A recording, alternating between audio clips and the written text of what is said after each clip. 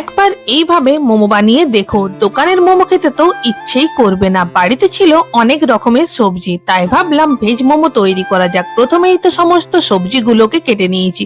আর এই শীতের সময়ে তো মোমো খেতে আমার দারুণ লাগে, তাই বাড়ির সকলের জন্যও এখানে বানিয়ে নিচ্ছি।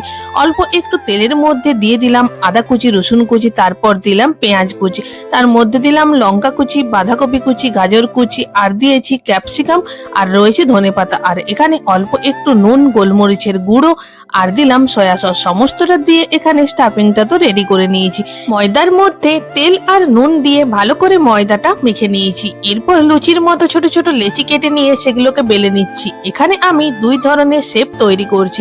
প্রথমেরটা তো রয়েছে প্রচন্ডই সোজা, তবে সেকেন্ডেরটা তো রয়েছে আমার অনেক বেশি পছন্দের।